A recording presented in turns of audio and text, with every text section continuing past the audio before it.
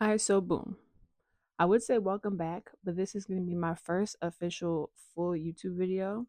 So check out Sports Chat with Sid. Today we're going to be talking about the Bahrain Grand Prix for Formula One, and we're finally going to get into some basketball. It's playoff season, play-in season, whatever you want to call it. We're finally getting ready for real and true and fun basketball. So that's what we're going to be talking about today. If you see me keep looking down, I am, I'm trying to be a real journalist. I got notes. I got stuff to get to, things to remember. So I'm going to make sure I try and get to everything, right? We're going to start off with Formula One, and then we're going to go into some basketball. So if you're here for basketball, just skip to the middle towards the end, and then you can get your basketball fill. If you're here for Formula One, take a seat, get some food, get some drink, and let's get to it. So we're gonna start with some tech. I like starting with the tech or some gossip. There wasn't that much gossip this week. It was Yuki's second race. Things were going okay. We just came back from the Japanese Grand Prix, which was mid.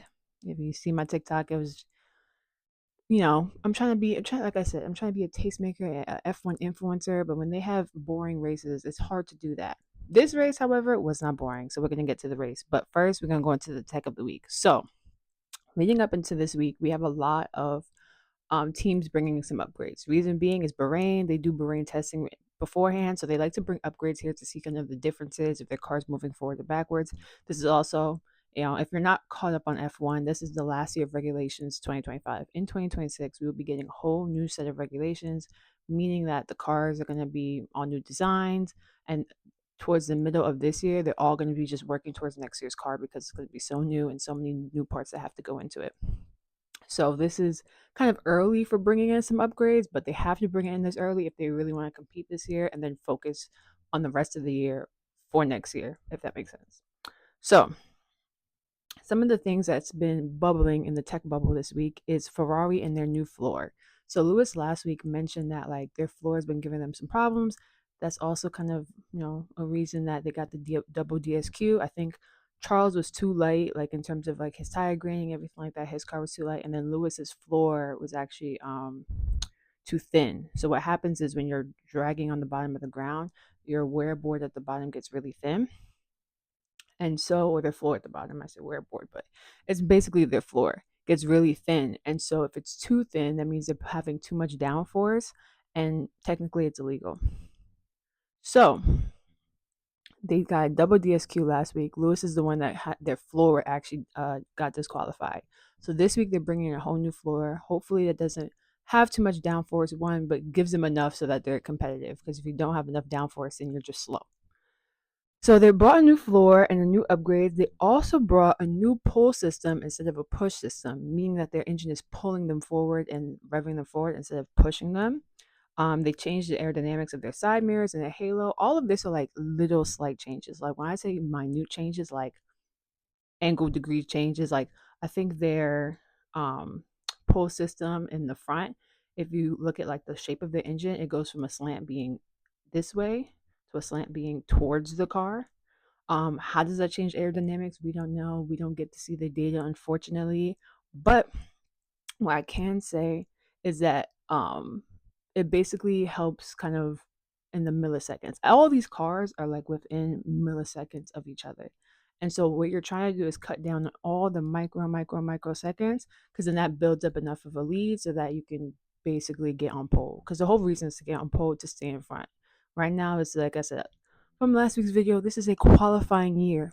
All the cars are so close that qualifying is super, super, super important. And so for them to qualify better, they have to make these little minute changes so that they save zero point 0.1 seconds here, 0.01 seconds there, and it just builds up so that they can basically be the fastest car. So yeah, that's what Ferrari kind of brought into this week. There were some other new upgrades and updates, but I'm going to stick with Ferrari because it's very pertinent to this week's race. Before we get to the race, we're going to talk about qualifying. So qualifying was very surprising. We have Alpine being surprisingly fast and Red Bull being slow. I'm not shocked about Red Bull being slow. Honestly, they haven't really been the best car out there. Max has been trying his damnedest to get that car to move. Shout out to Yuki Tsunoda. He's been doing pretty well. He just got switched with Liam Lawson. So Liam was the second driver that started in the car, and now it's Yuki. So Yuki's been doing pretty well. He didn't get into the points last week, but the goal is to get into the points this week, which he does. And Max has just been trying to keep the car from hitting a wall because every time he's just struggling with the car and he's been complaining this entire time. So Red Bull being slow this week honestly wasn't that surprising. I think Max qualified like seventh or something, sixth or seventh, and then Yuki qualified 10th. So good for Yuki, not so great for Max, especially since he won the Japanese Grand Prix literally last week. But then Alpine, out of nowhere, just shocking us. Alpine having a really fast car. Gasly qualified in fourth, which they haven't been in the top 10 literally since last year. Brazil. Actually, no. Yeah, since last year, Brazil was the last time they was in the top 10. So and that was in the rain. And so how they managed to become that fast this weekend, who knows? But it's looking good for them. And then what else do we have? Norris didn't do too well. And Hamilton didn't do too well. Basically, all the top contenders, well, Hamilton aside, because he's still trying to learn the Ferrari car, but the top contenders like Norris, Verstappen, like those are basically the top two drivers in the overall drivers' championships. They didn't do well at all. Like Norris is sixth, Verstappen was seventh, Hamilton was ninth. Shout out to my man Oscar Piastri though, because he was in the top three. Oscar Piastri got pole to McLaren, and then Charles got second. So Ferrari's upgrades did kind of provide some help for this week because their car was running pretty well for Charles to get second. And then George got third. So, like I said before, George just loved collecting up a podium. He might not be the fastest, but he is the most consistent. I will give George that. George is a very consistent driver. So that's everything leading up into race day, right? So we have Oscar, we have Charles, and we have George. McLaren's not looking too bad going into the race weekend. And so now race day. Race day was hilarious. Like I said, more intense than Japan. Thank God. Thank God. Let me tell y'all something. That race last week was so boring, and I stayed up. I stayed up till 1 a.m. because all these races on the other side of the world, and then they show them in the middle of the night here. I literally stayed up to watch the Japanese Grand Prix. I shouldn't even waste my breath. It was so boring. But this week was not. And this week the race was at like 11 a.m. I love a race that's like in the morning or like lunchtime. You can get some food. You can like wake up, rise, do what you gotta do, and then sit down and watch the race. Honestly, chef's kiss. I need all the races to be at like 11 a.m. But we start the race. First of all, Max Verstappen is such a Karen. Oh my God, this man is a Karen through and through. To his best friend. Like, they supposed to be friends. Like, Lando always be going on his private jet. They be kiki-keying it up outside the race. But, oh my gosh. But before the race even starts, they do the warm-up lap. They come back into their little boxes. They have to stay, behind a certain line to start. Norris, by accident, I guess he puts the car in the wrong gear shift, and he like rolls up a little bit in front of the yellow line. Max, without hesitation, without even a blink on the radio, Norris is outside his pit box, not even pit box. Norris is outside of his starting box. Just a note, and they're like, "Got you." What? Like, they didn't even like catch on the cameras. Max caught his best friend. He was like, cheating. Tell the stewards, give him a 5-second penalty, please.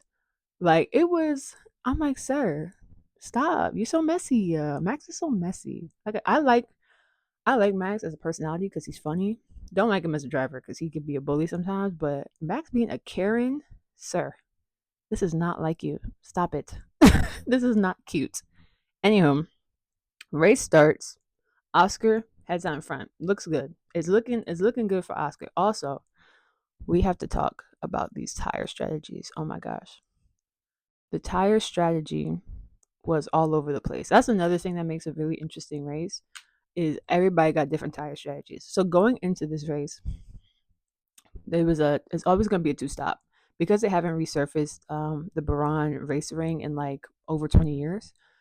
The track is tough. The track is very rough and tough on these tires. So what do is they usually like resurface it. So that's what happened in Japan is they resurfaced it, which makes it easier for tires. But then like you don't have to change your tires. You don't really have a change of strategy, and it kind of leads to a boring race. So because this one is tougher on tires, have to do a 2-stop minimum. Literally, Antonelli did like a 4-stop, but they have to do at least a 2-stop.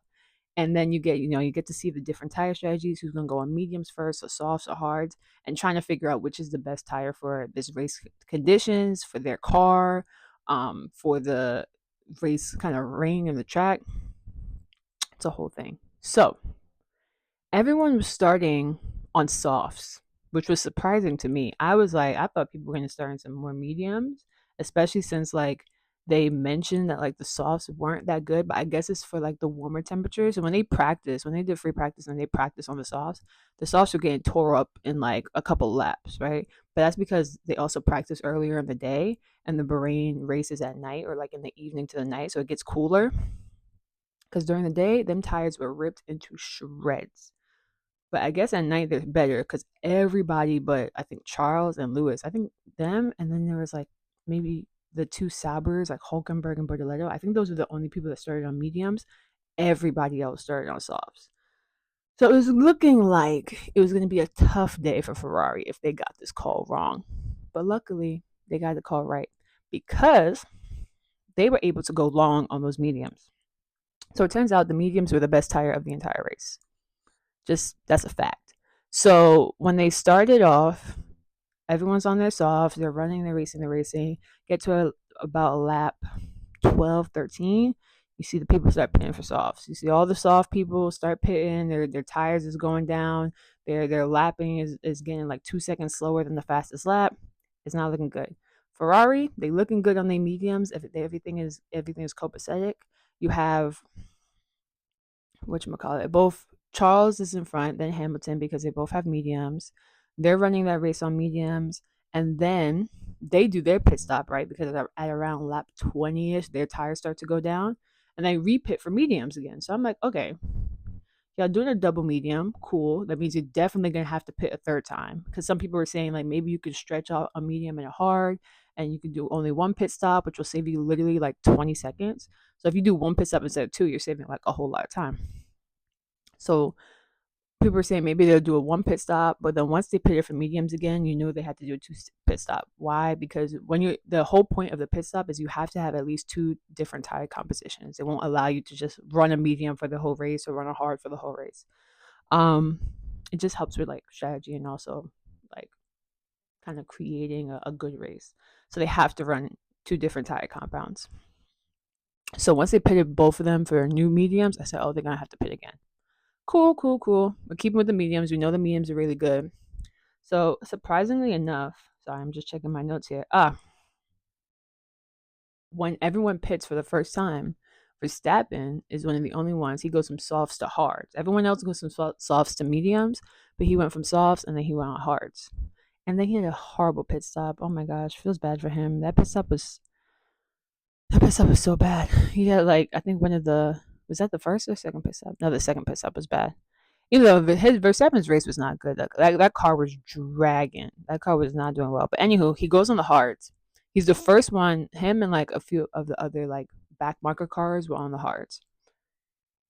He goes on that radio. He said, "Guys, these hards are trash." He said, "Guys, don't do the hards. The hards are so bad. Please don't put me on these again. Like they're horrible." So he's running the hards, and the hards are not looking like a good tire compound. So people are like, "Oh shoot, like what are we gonna do?" A lot of people that pitted for softs and mediums, they were good because they already had their tire compounds, so they could pit for another medium on their two stop. But them hards I guess they just never came up to temperature, and they just were not good for the race. So we have that. Antonelli, who is the other whatchamacallit driver, the other Mercedes driver. He's a young bull, an 18-year-old rookie, just a little cutie patootie. That man pits for new softs. So he did softs, mediums, and then he did another pair of softs. So he's on his like second pit stop. Then what happens? So it'll cut off, but the we were at Williams, and Carlos Sainz fighting for his life, fighting Yuki, fighting Liam. Also, all of them got like what should we call it? 5 second penalties. Like literally, I think Liam got like or a 5 second penalty and a 10 second penalty. I think Yuki got like a 5 second penalty, or Carlos, because they were fighting back and forth. But at one point, I know that Carlos unfortunately had to retire because I think It was when Yuki had bumped into him, and then he hit his side pod, and like a piece of the side pod came flying off, or not flying off, but like hung off, and so it was open. At that point, you really can't recover that, so they had to retire the car. But that wasn't even the thing that stopped the race. I think at one point him and Liam collided as well, and there was just debris on the ground. So because there's debris on the ground, now the question was the FIA stewards going to stop the race, or the FIA director?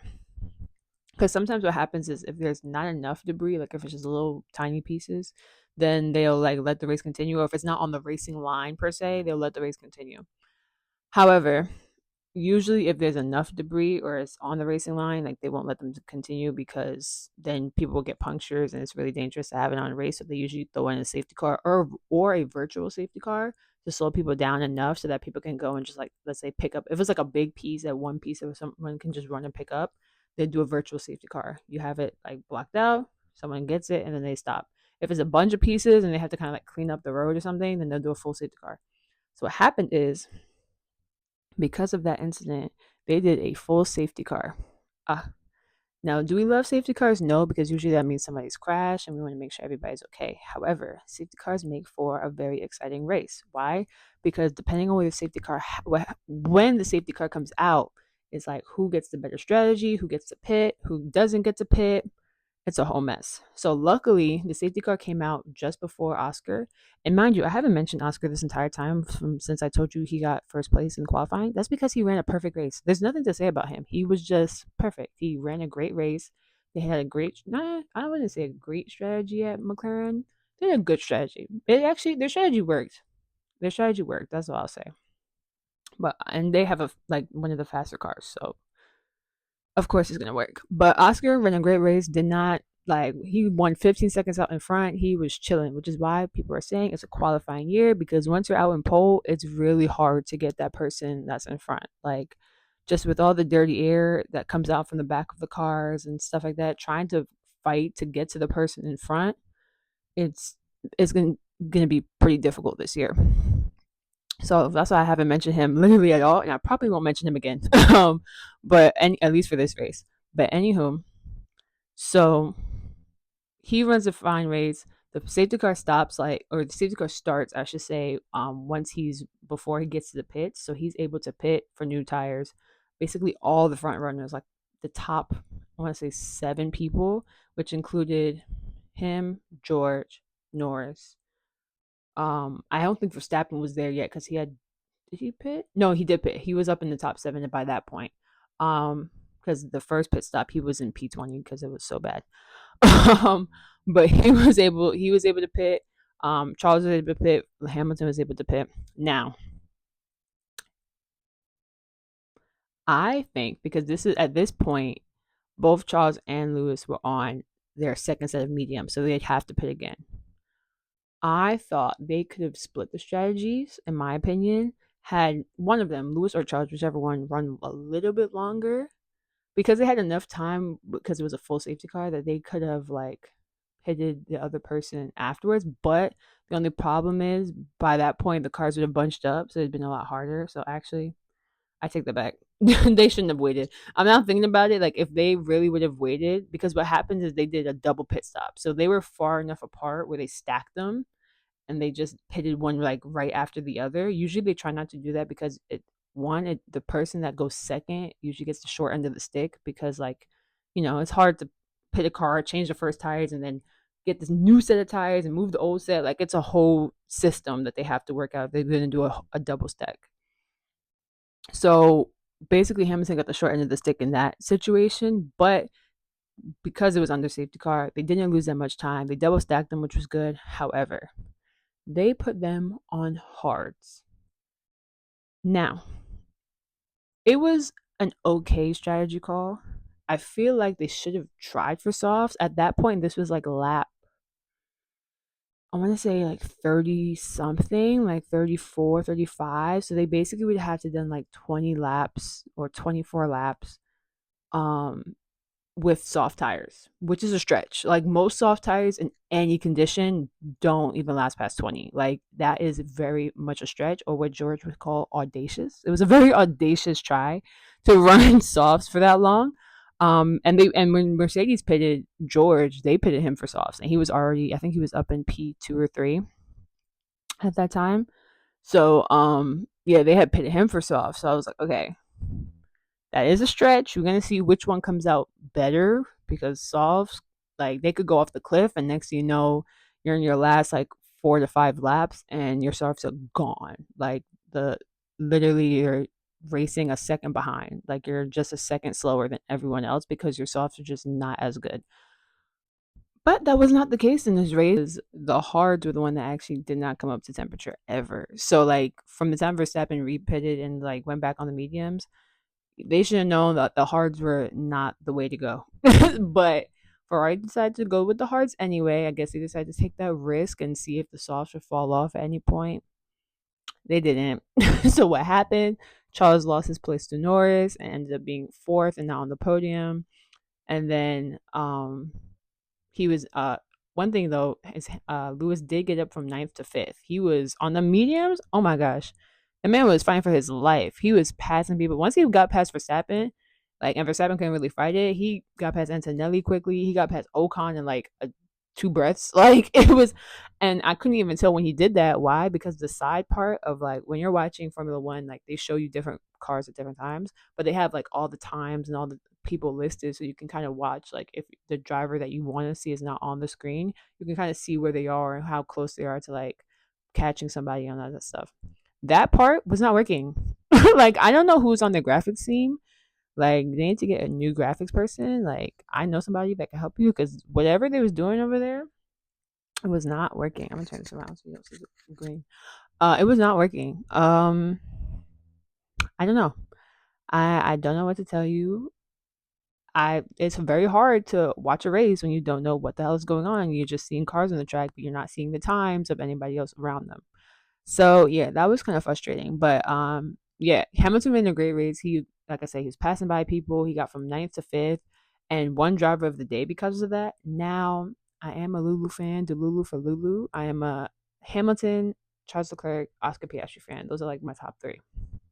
But although I'm a fan of them, I don't know if Lewis should have gotten driver of the day. I feel like there's another driver that did a little bit better than him. I'm gonna get to that a little bit later, but I'm gonna just wrap up like the finishing stats. So, after Norris had passed Charles and he was on the podium, then he was trying to get past George. Now George was on the softs. Lando just had new mediums, and so he was coming after George. George held his own though. Not even gonna front with you. George was fighting that takeover left and right. So he stayed in second place. Norris got third, and so it was a double podium for McLaren, which is good for their points. And I think because Norris is in third, he still stayed at the top of the drivers' championship. I think Oscar now is like second. So it's looking good for McLaren right now. Like I said, George is very consistent. He's on the podium. Like, I'm not gonna lie, very consistent driver. Not my favorite driver. Don't really, just not my favorite, but he's a consistent driver at that. So I'll give him that. Um, but yeah, back to who I think should win driver of the day. Shout out to all the rookies. I love the rookies. There's like 6 new rookies this year. So like I said, if you're not caught up in Formula One, there's 6 new rookies. My favorites out of the six: Isaac Hydjar, number one, Ollie Behrman, and then Antonelli. And Antonelli being the youngest one, he's like 18. Like, they're obsessed with Antonelli because like that man is still in high school. Like, literally just had like a math final like last week and is now racing this car. They love that boy. But and Antonelli is a good driver. I think he'll be like really, really good. I think he just needs some time to grow up because he's a little child.